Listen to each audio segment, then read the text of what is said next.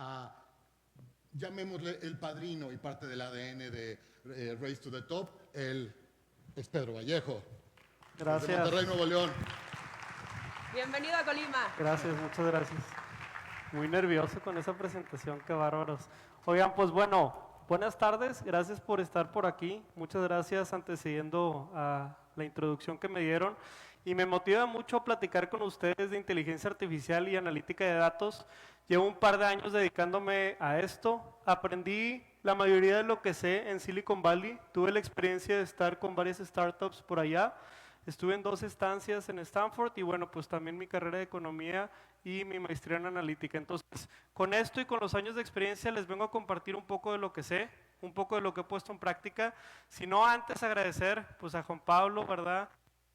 Aquí al maestro Carlos, que me han hecho invitación. Yo justamente he participado y he tenido el honor de estar en las otras 2 sesiones y me da mucho gusto ver este crecimiento. Pero muy bien, entonces en Datlas, pues ¿qué tiene que pasar por tu mente? Imagínate que tú quieres el día de mañana abrir una tienda, ya sea un restaurante, una tienda de licuados, una tienda de abarrotes, una tienda de estas que hay en muchas de las estaciones de servicio gasolineras. ¿Qué tendrías que pensar? Pues dónde hay mucho tráfico de personas, dónde vive a lo mejor personas que te puedan pagar lo que tú quieras comprar. Y ese tipo de preguntas pasaban por mi mente y era muy costoso poder resolver esas preguntas. En realidad, ¿qué creen que teníamos que hacer? Teníamos que parar a personas en diferentes esquinas de la ciudad, hacer censos, teníamos personas contando.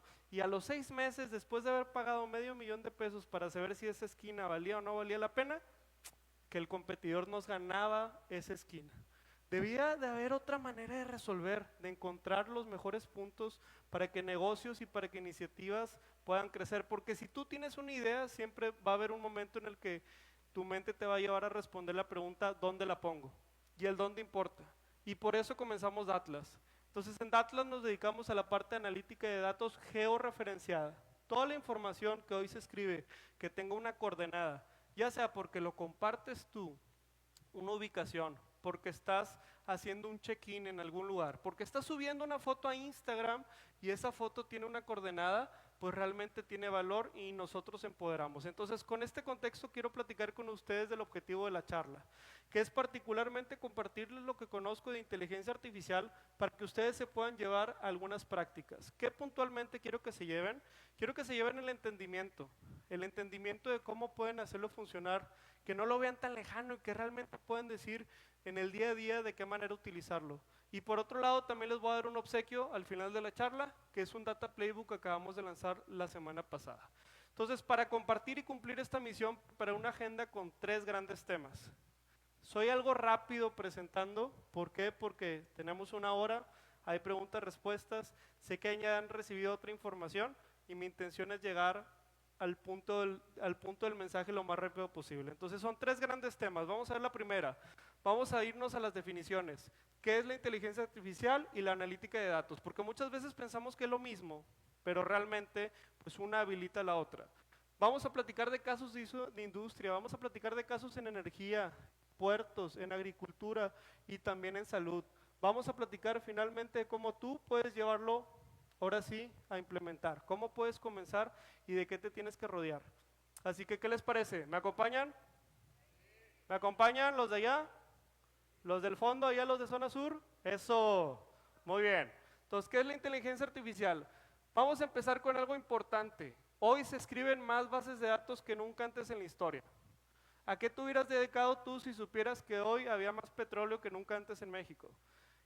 Hoy había más atún que en este mar, que en otro mar de México, que hoy el comercio internacional es la industria más importante o uno de los vínculos más importantes para industria en México.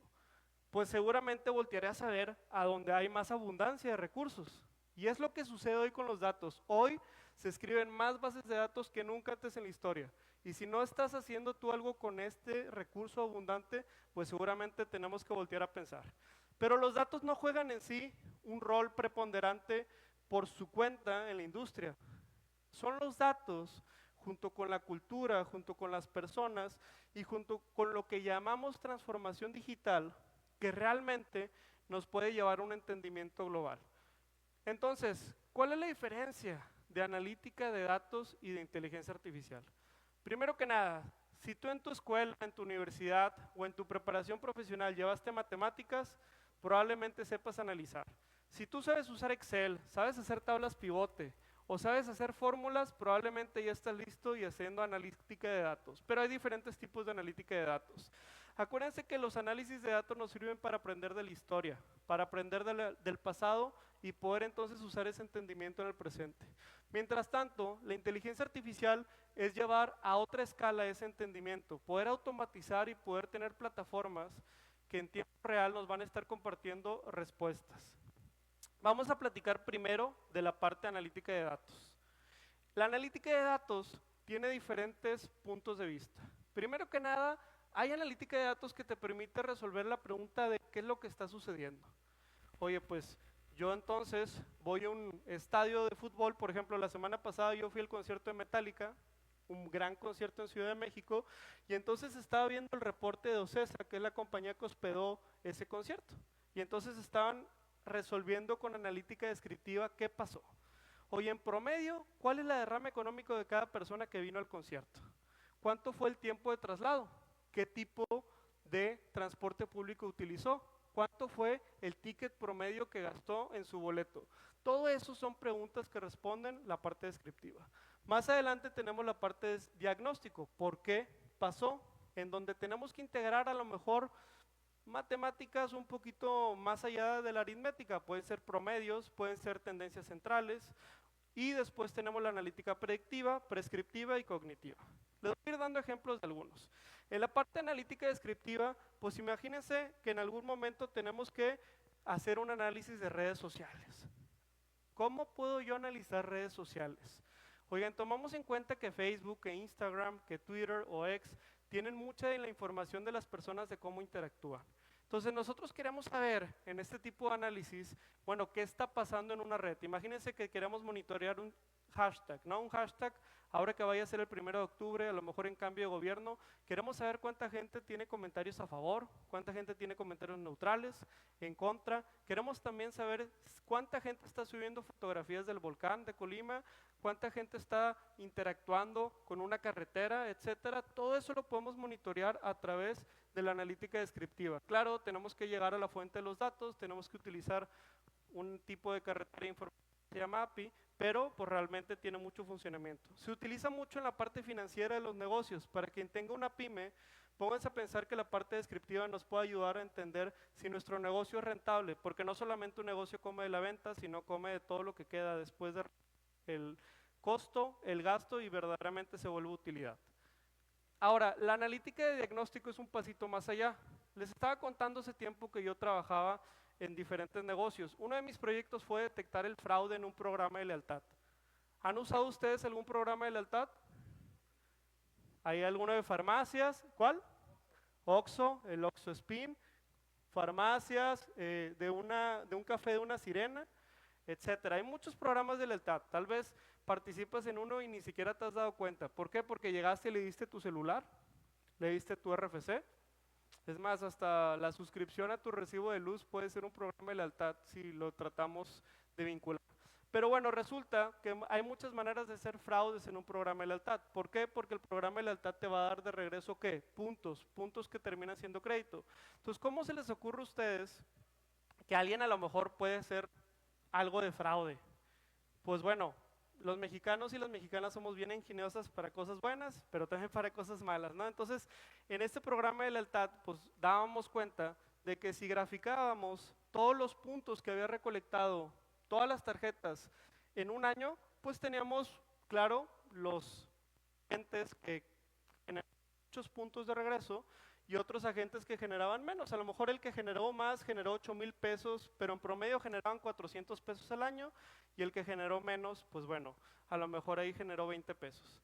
Ahora, si yo quería en realidad detectar el fraude, pues lo que tenemos que hacer es tomar en cuenta un día de transacciones o una semana y pensar en esos grupos que estaban más cerca de los 8,000 pesos, qué había pasado con ellos. Y resulta que pues había el 80-20 o la regla de Pareto, que había 20% de los usuarios recolectando el 80% de las redenciones de los puntos. ¿Qué creen ustedes que pasaba?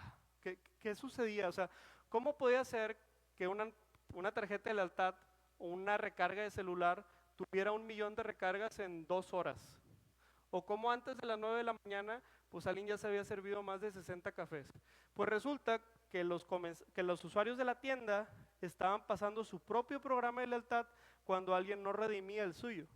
Y entonces, pues nos dábamos cuenta que quien estaba cobrando las pantallas, las motos y todo lo que estábamos regalando, pues eran los mismos empleados de la tienda. El programa de lealtad funcionaba, pero funcionaba para otro tipo de personas que no queríamos necesariamente mantener a la tienda. Entonces, la analítica de diagnóstico te ayuda a eso. A través de medias, a través de desviaciones estándar, a través de estadística básica podemos saber.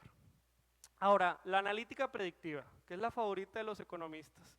Porque entonces primero tenemos como una bola mágica y tratamos de decir por qué va a pasar algo hacia adelante. Y ya luego nos equivocamos a veces, pero pensamos que podemos decir que la historia del pasado va a tratar de pronosticar el presente próximo o el futuro próximo.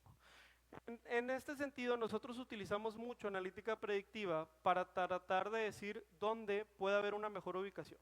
Estoy platicando recientemente con estaciones de servicio que son gasolineras. Hace como 5 o 6 años empezaron a privatizar y ahora hay mucha marca privada de gasolineras.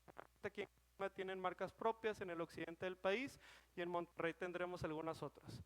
Bueno, de esas hay algunas que son mucho más exitosas. Tal vez si una empresa tiene 100 estaciones de servicio, habrá 10 que son muy buenas y habrá 10 que son muy malas. Entonces lo que nos pusimos a hacer fue analizar más de 100 variables de entorno alrededor de las 10 mejores y las 10 peores. Encontrando que entonces, oye, pues una mala gasolinera a lo mejor estaba cerca de una casa de empeño, cerca de una lavandería, una tintorería, cerca de negocios a los que estás acostumbrado a ir caminando. Mientras que por otro lado, las mejores estaciones estaban en salidas de carretera, estaban rodeadas de menos viviendas, pero eran parte del origen-destino que alguien hacía su trabajo. En ese sentido, ¿qué debe hacer ahora la gasolinera para poder predecir dónde ubicar una nueva? Pues bueno, buscar los puntos a donde se está creciendo la ciudad. Entonces ahora tú le entregas un mapa satelital y tú le dices, oye, sí, fíjate que los últimos 20 transacciones de tierras para armar fraccionamientos se están comprando aquí, aquí, aquí. Compra hoy para que la cree, te dé el permiso en 3 años y puedas abrir aquí tu estación de servicio. Ese es el tipo de pronósticos que normalmente se utilizan y también podemos hacer pronósticos en pymes, para tiendas. Si somos estudiantes, es un producto que de hecho puedes vender. Mi primer producto cuando yo salí a vender en la universidad era un pronóstico y entonces esto les puede dar, digamos, ya ingreso.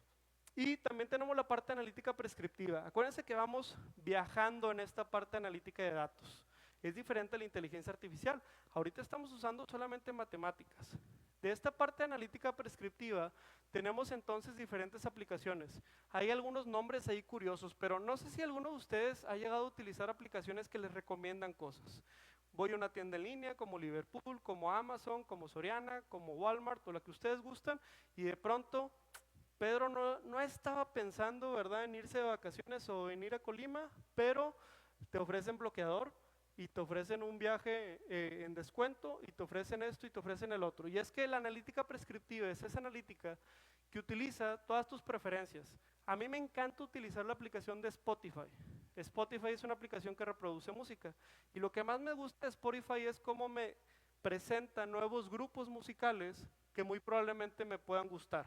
Es como estar en un festival de música, ¿no?, en el Corona Capital, en el Pal Norte, y estar escuchando música, pero ya me la filtran y lo ponen en mis oídos. Entonces, de esa manera, utilizando la analítica de prescriptiva, es como tus usos, más allá que tus datos históricos, sino tus usos te pueden ayudar. Y ahorita vamos a ver algunos ejemplos.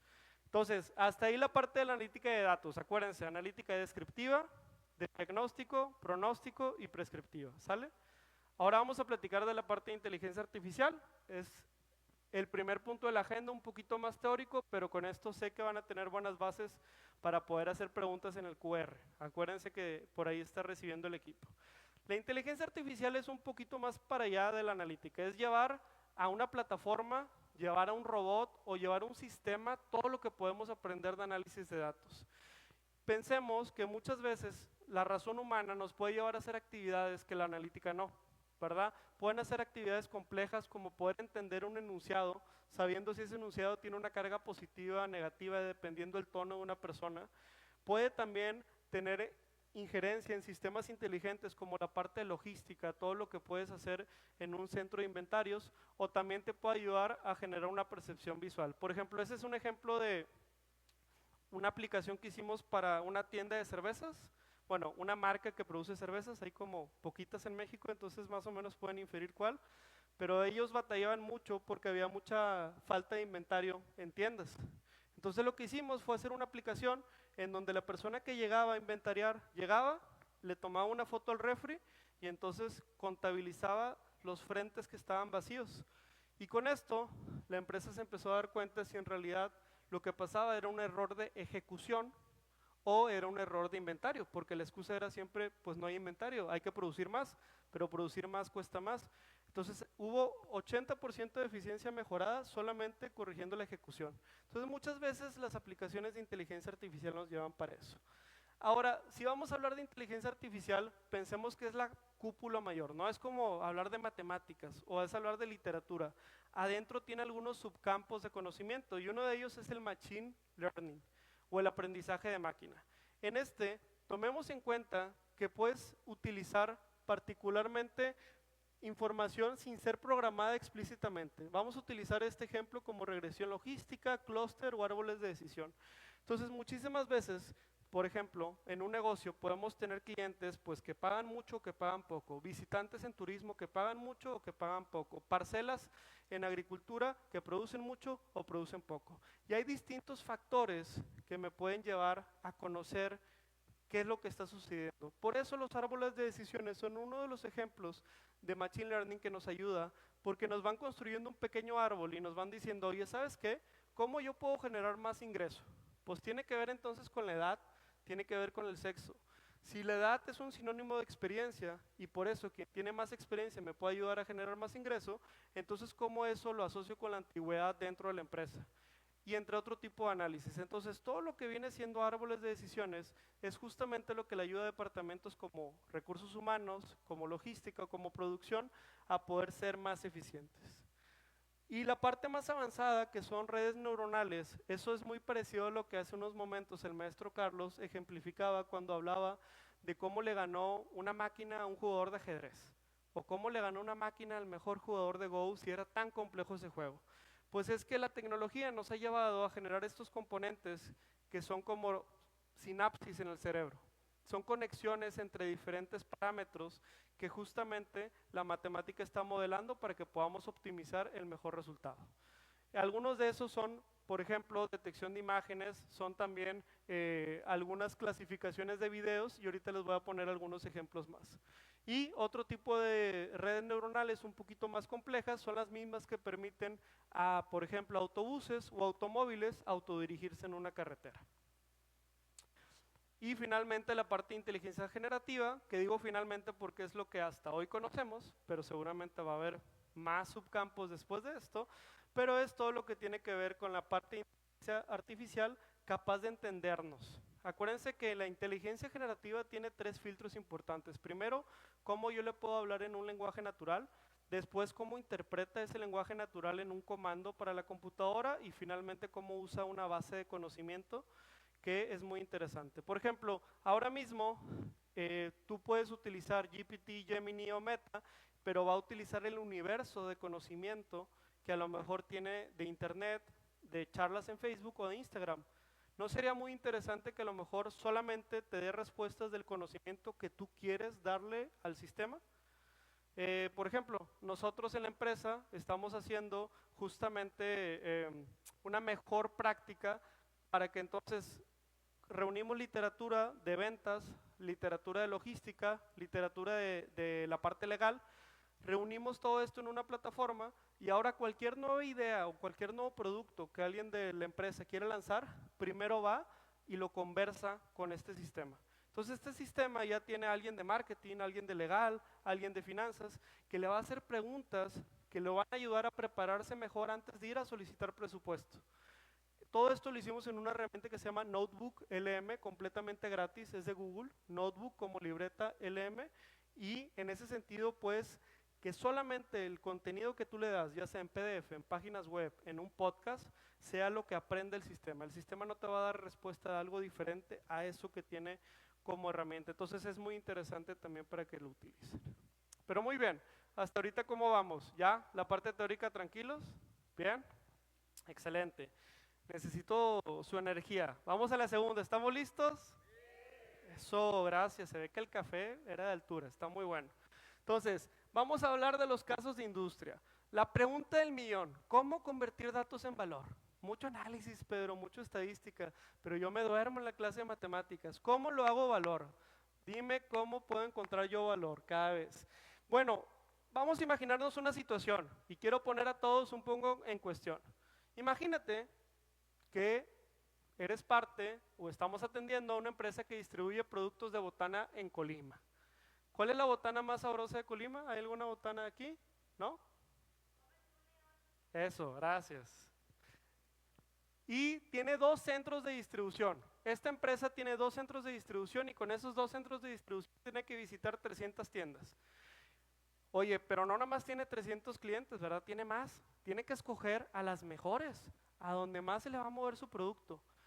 Con todo esto que aprendimos de analítica, con todo esto que aprendimos, ¿cómo puede una empresa usar esa analítica para optimizar sus rutas? ¿Qué tipo de inteligencia artificial creen que aplique? Si hay micrófono me van a ayudar ahí para poner aquí en tela de juicio a los equipos. Pero a ver, ahí hay una respuesta, a ver si damos un minutito para que nos ayuden, pero pónganse a pensar. ¿Cómo pueden utilizar analítica ahí? Qué bueno que se están juntando en grupo. A ver, chéquenle ahí, los del fondo. ¿Cómo se les ocurre a ustedes poder resolver este problema? Rutas de logística, ¿cuáles son los caminos o que trace los caminos más eficientes para que tengas más tiempo y menor gasto de gasolina? Completamente, es una parte importantísima, la asignación de rutas. Ahora, ¿le voy a entregar a todas las tiendas lo mismo? ¿Hay alguna tienda que le tengo que entregar 3 cajas, otra 6, otra 8? El problema se vuelve más complejo. Entonces, ¿todas las rutas valen lo mismo monetariamente? No. Oye, ¿y qué pasa si llueve? ¿Y qué pasa si se me ausenta un chofer? ¿Qué pasa si me falla un camión? Parece que hay una... Anímense, por favor, anímense, una más. Yo sé que ustedes le saben, ya los veo. Venga. Es que ya lo empezaste a decir, por eso ya no adelante. le vi tanto sentido, pero en realidad o sea, son muchas variables las que juegan y a lo mejor también, por ejemplo, temas como el aforo o el ticket o el tipo de productos que compran o qué tanto se mueve o si está, por ejemplo, cerca de alguna escuela o de algún hospital o de algún, o sea, de algún otro lado, incluso hasta ver qué tipo de promociones puedes poner, etcétera, ¿no? Digo, hay muchas variables que juegan, pero para temas logísticos o de surtido, pues, de producto, yo creo que sí, sobre todo tendencias o patrones de compra y aforo de gente que entra a la tienda. Completamente de acuerdo. Un aplauso también a los dos que se animaron a participar. Oigan, sí, pues imagínense que quiero llegar a la escuela a dejar mi producto a las 11 de la noche. Oye, compadre, abro a las 7 de la mañana y cierro a las 2. Así que si quieres, esa es esa hora. Hay muchas reglas de asignación. Entonces, muchas gracias por aportar sus ideas. Espero que los que no levantaron la mano ahorita lo levanten porque viene más. Veo muchos alumnos y alumnas, ahí es donde está el futuro. Por favor, ahorita anímense. Pero les voy a poner un video de cómo una empresa con la que nosotros colaboramos lo resolvió. Viene video para que el chico del audio nos eche la mano. ¿Sale? Sigma. Entonces, tomemos en cuenta qué utilizaron para este ejercicio. Analítica de datos, ¿qué fue? Descriptiva, diagnóstico, prescriptiva, ¿qué fue?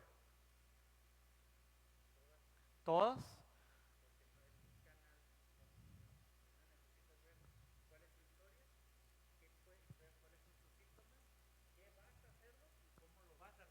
Completamente. Imagínense reducir para cualquier empresa que se dedica a distribuir producto, para cualquier navío que se dedica a comercializar, para cualquiera, reducir 10% su flota solamente utilizando análisis de datos. Dime si sí o si no se paga el proyecto. Pues claro que sí. Tomamos en cuenta que ahora vamos a ver ejercicios prácticos. Quiero darles ideas porque muchos de ustedes van a participar en el Startup Weekend y muchos de ustedes también van a poderse llevar esto a su práctica del día a día. Entonces, vamos a tener en cuenta diferentes casos de uso para energía, alimentos, logística, puertos, trabajo, educación, dinero y medicina. En la parte de energía es algo muy básico, pero realmente tiene toda una planeación y una gestoría de colocar ductos. Por ejemplo, las empresas como Continental, que la conocemos más por las llantas, o las empresas también como Michelin, etcétera, también se dedican a generar todo lo que viene siendo la logística para transferencia de fluidos abajo de la tierra. Fluidos que obviamente sean de energéticos, ¿no? Entonces, considerando esto, pues justamente utilizan cartografía y utilizan analítica de datos, sobre todo la parte de fotos satelitales, para saber dónde son las zonas más seguras, para que pues no haya una persona que pueda llegar y vaciar el ducto, ¿verdad? Entonces, justamente están considerando esquivar algunos de esos terrenos y que no haya ningún tipo de catástrofe. Para la parte de alimentos en agricultura, pues ya decían hace unos momentos, ¿no? El uso de drones. ¿El uso de drones para qué? Porque si diariamente tú puedes hacer los monitoreos, ¿verdad?, de todo lo que viene siendo los plantíos, pues podemos considerar a qué velocidad crece más uno que otro. Estas imágenes que están viendo son imágenes de drones y también son imágenes satelitales. Hoy en día, en realidad, pues el componente meteorológico es solamente una parte del análisis, pero en realidad es un análisis de muchas caras. Podemos considerar todo lo que viene para acá. Por ejemplo, nosotros nos tocó atender un proyecto en donde el Banco Interamericano justamente financió unas parcelas que están aquí en Colima. Y en esas parcelas teníamos el interés de saber qué era más productivo, ¿no? Qué tipo de agricultor y qué tipo de, sobre todo, fertilizante lograba que creciera más rápido la tierra para después escalar. Entonces utilizamos, además de entrevistas, métodos de análisis de datos para que desde Monterrey, bien cómodos, estábamos viendo día a día cómo evolucionaba las parcelas. Claro que a veces se te atravesaban nubes en las fotos satelitales y a veces se te atravesaban otro tipo de pájaros, etcétera, pero de alguna manera lo logramos hacer. Entonces Monsanto hoy hace eso a escala, es una empresa que se dedica a mucho de esta parte, pero también es una manera interesante de generar inteligencia artificial. Ahora, la parte de logística y puertos, no sé si alguna vez han utilizado Google Earth. Google Earth es como primo de Google Maps, pero si utilizas el timelapse, tú puedes ver información de fotos satelitales desde el 84 hasta el 2024. Ahorita lo traigo hasta el 2020 porque esta escena me encanta, pero es realmente cómo se ha estado evolucionando las carreteras, las calles, avenidas. En realidad las cámaras han estado mejorando resolución, también hay que darle un poco de crédito a eso, pero podemos visualizar para diferentes momentos del tiempo esto. Ahora, ¿qué pasa cuando yo cruzo ese desarrollo con un monitor de tráfico marino? Así como tenemos monitores aéreos o torres de control en aeropuertos, pues también nosotros lo podemos utilizar para la parte del monitoreo marino. Por ejemplo, dicen que el 1 de octubre va a haber un paro en 14 puertos en los Estados Unidos, entonces pues probablemente el tráfico marino se vaya a paralizar en algunas partes del mundo y lo podemos monitorear. Y ya una vez que llega, ¿verdad?, y que hay que gestionar todo el control logístico y todo el control de inventario, pues también es interesante todo lo que podemos hacer ya con sistemas inteligentes. Digo, esos son videos que Amazon tiene cuando ingresa productos a sus almacenes, pero es algo que también en algunas empresas de México ya empieza a suceder. Para la parte de estudios de mercado, a mí me encanta, es la industria en donde yo ahorita más estoy impulsando, pero justamente nos tocó atender una empresa que abre cafeterías en todo México, pero ellos son canadienses, entonces ellos tienen 8 reglas para poder abrir una ubicación. Tiene que vivir 3,000 personas alrededor, tiene que trabajar más de 5,000 personas, tienen que pasar tantos caches y la avenida tiene que ser de una velocidad de menos de 70 kilómetros por hora. Entonces, tener que encontrar todas esas condiciones combinadas, pues realmente es un reto, ¿no? Entonces, lo que utilizamos de la misma manera fue todo lo que viene siendo imágenes satelitales para poder detectar coches y diferenciar coches de camiones, de autobuses y más que nada entender o tratar de entender cuánta gente vive alrededor. Entonces, esto es otro tipo de aplicación de mercado. Ahora, de hecho, hace poco, también ahí con el maestro Carlos, pues tuvimos la oportunidad de estar en Austin. Austin es una de las ciudades de Texas que tiene mayores festivales de ciencia y tecnología y nos pusimos a revisar toda la parte de turismo.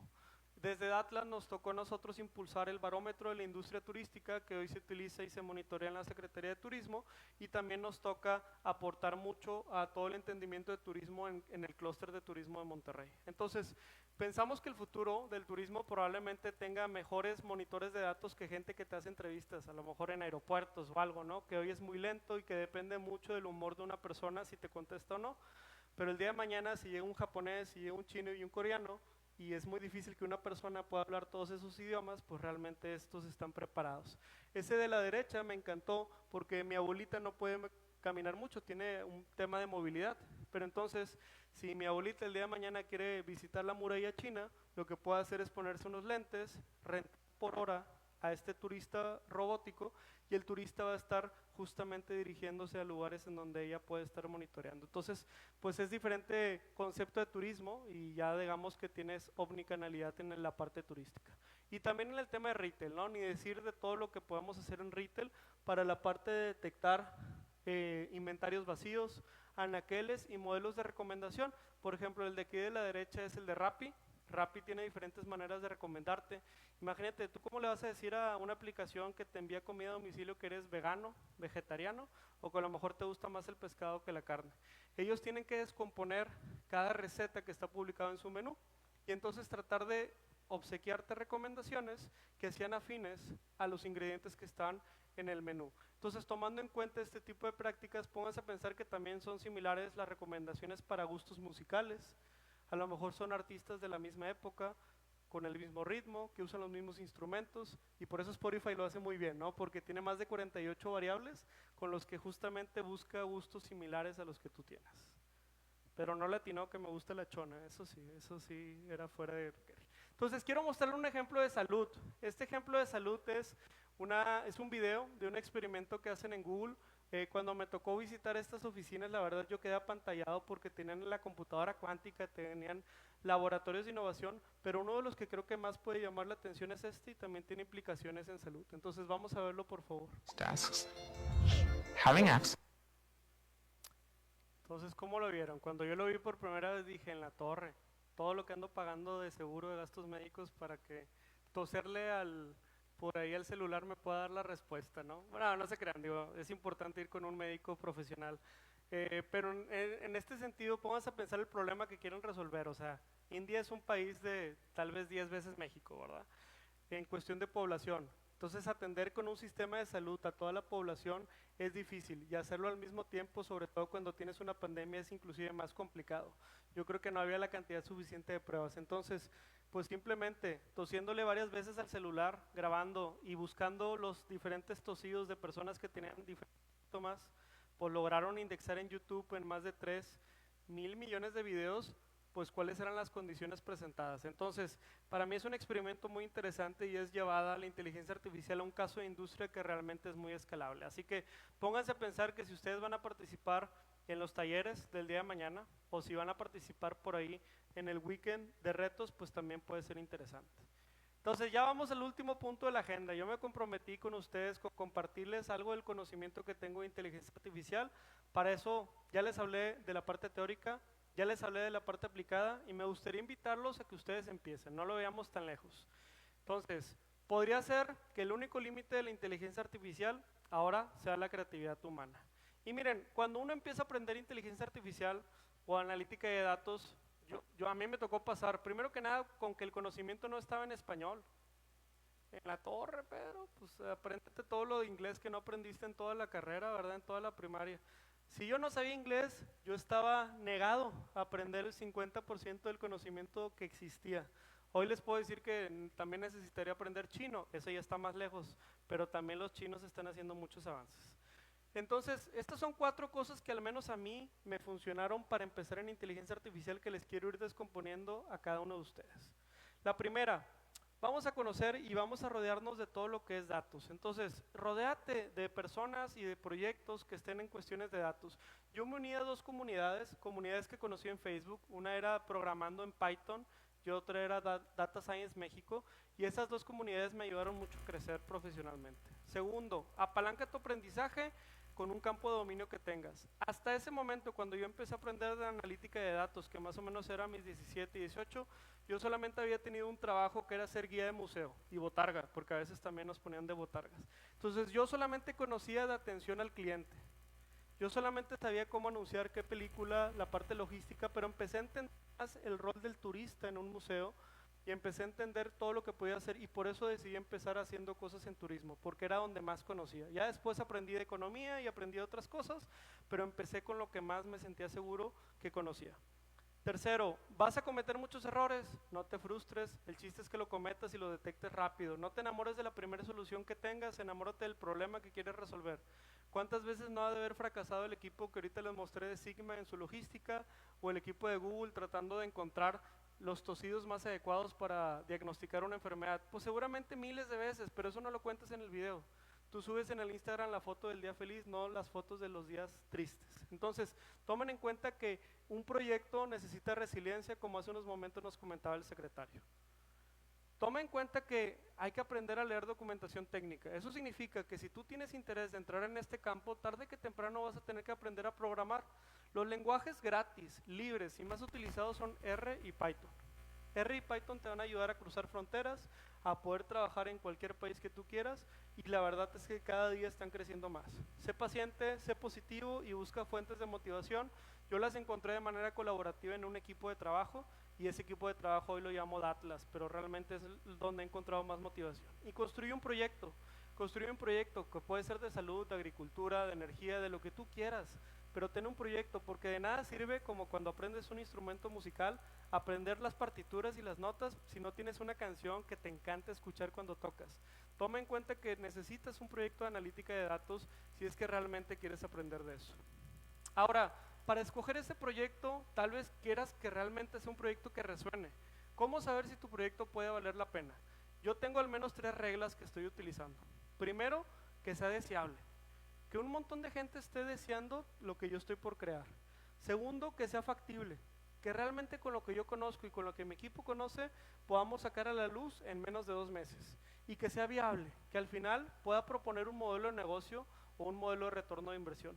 Créanme que si ustedes para sus proyectos utilizan estos 3 filtros, van a llegar más rápido al éxito del sí.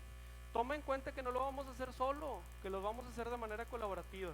Estos son algunos perfiles en la parte analítica, ciencia de datos y la parte de inteligencia. Justamente científico de datos es solamente uno de ellos, tal vez el más sonado. Realmente existen otros roles que también pueden ser interesantes. Y si hoy estás parado, toma en cuenta que en el futuro no estamos seguros si vas a trabajar en una organización, si vas a abrir un negocio, si vas a continuar estudiando. Pero hay varias cosas que tienes que prepararte. Prepárate relacionándote con otras personas, conecta en este tipo de eventos, aprende de matemáticas, de comunicación, aprende inglés y finalmente de todo lo que tienes que tener por comunicar, por programar y en Excel. De verdad, esta lámina me hubiera gustado saberla cuando yo probablemente estuviera en secundaria, porque realmente me hubiera preparado mejor y de manera más acelerada. Muy bien, entonces, cerrando el día de hoy, quiero repasar la agenda que me comprometí con ustedes a presentar.